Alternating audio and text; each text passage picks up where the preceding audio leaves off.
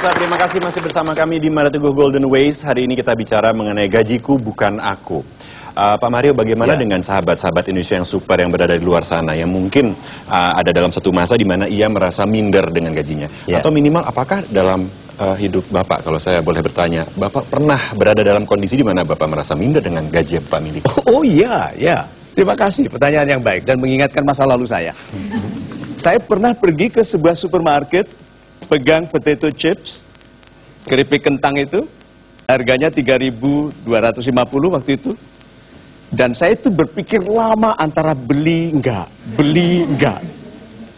Dan itu sebuah kekalahan moral yang besar sekali waktu saya menaruh kembali itu.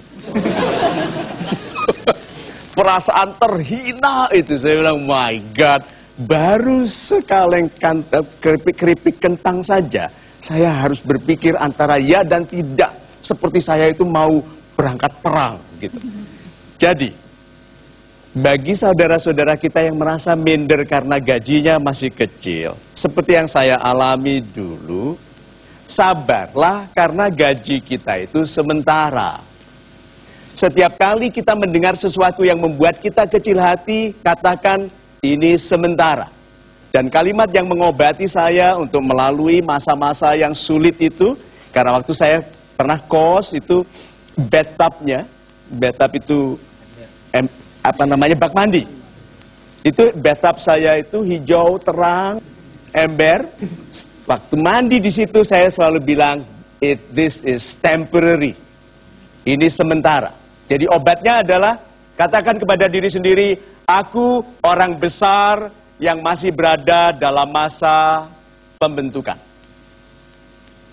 Itu. Super sekali Pak Mario. Terima kasih. Kita berikan kesempatan kepada super audience untuk bertanya. Silahkan. Silakan. Silakan, Ibu. Selamat malam Pak Mario, Mas Uli. Nama saya Rahma dari Jakarta. Pertanyaannya, bagaimana cara kita biar bisa tetap memotivasi diri sendiri dan menjadikan hari-hari kita tetap super walaupun secara ekonomi dan sosial tidak mendukung? Terima kasih. Super sekali. Terima kasih Bu Rahma. Silakan, Pak.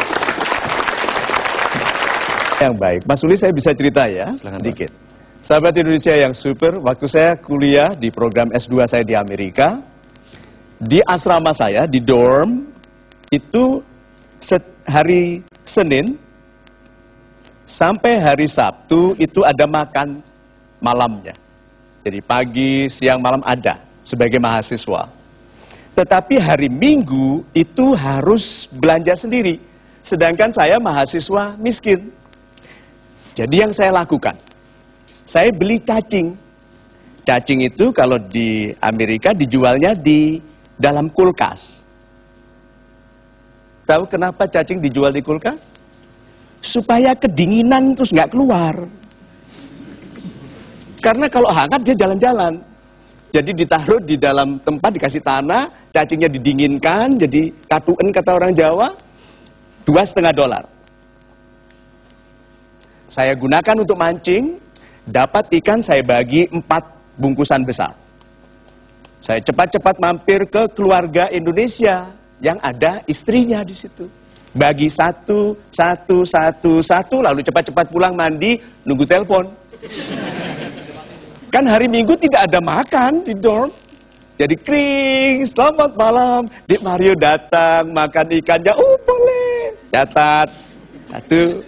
Telepon kedua, oh sudah, oh kalau gitu minggu depan, 2. Jadi dengan $2,5 saya bisa makan 4 minggu. Karena semakin kita miskin, semakin harus berpikir. Banyak orang karena kemiskinannya mematikan kreativitasnya. Di situ saya memang agak marah kepada diri saya sendiri. Karena saya miskin, kadang-kadang kan kita marah kepada diri sendiri. Tetapi saya bilang, I have to be creative. Saya harus kreatif, karena kalau saya lemah di pikiran, saya tidak bisa selamat keluar dari kelemahan ini. Itu. Super sekali Pak Mario. Terima kasih. Pak Mario, saya punya satu pertanyaan berkenaan dengan topik kita malam hari ini, gajiku bukan aku. Saya tahu kalau acara ini ditonton dari berbagai kalangan, Pak. Tadi kita sudah bicara mengenai bagaimana dengan sahabat Indonesia yang super yang merasa minder karena gajinya kecil. Ya. Pertanyaan yang berikutnya adalah bagaimana dengan orang-orang yang merasa sombong, Pak, karena dia merasa gajinya besar. Ambil orang yang sombong karena harta. Ambil siapapun, Anda akan tahu orang lain yang lebih kaya dari dia dan tidak sombong. Perhatikan itu. Kemudian, perhatikan suami-suami yang sombong ke istri dan ke anak-anaknya. Yang bilang kalau bukan aku yang cari, kalian makan apa? Selalu orang yang gajinya kecil.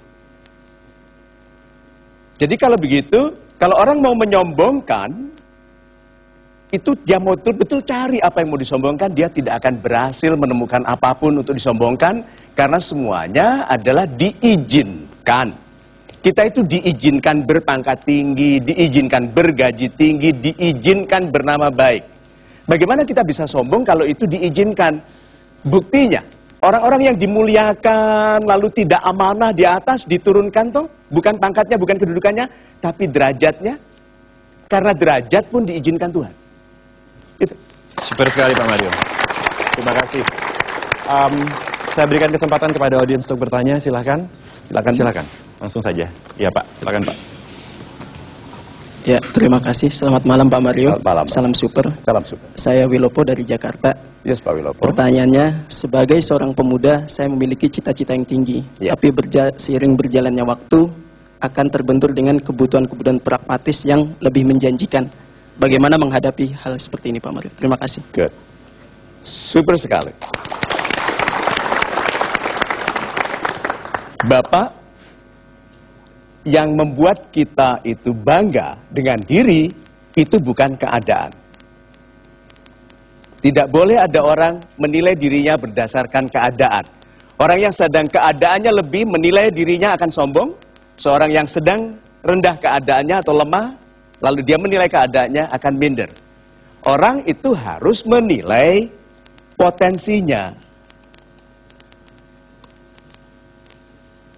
Kalau orang menilai potensinya ke depan, dia tidak akan pernah minder. Dia gajinya lebih tinggi dari kita. Kita kecil, tapi kita tahu yang kita lakukan ini membuat kita bernilai, tidak akan pernah Anda minder. Karena dia bekerja sebentar lagi mentok, karena perusahaannya sudah paling tinggi, cuman pemiliknya. Setelah itu dia kemana? Sedangkan kita tidak dibatasi oleh apapun, kecuali kesungguhan menjadikan potensi itu kenyataan. Jadi kalau Anda mau punya harga diri, hargai potensi Anda. Itu. Super sekali Pak Mario. Kita berikan kesempatan kepada audiens lagi Pak. Silakan audiens untuk bertanya. Ya silakan Ibu.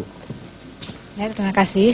Selamat malam Pak Mario. Selamat malam Ibu. Salam super. Nama saya Bayu dari Jakarta. Yes Ibu Bayu. Saya mau tanya, sebaiknya pekerja itu dibayar atau digaji sesuai dengan kebutuhannya dia atau kemampuan perusahaan untuk membayar dia? Terima kasih. Super sekali.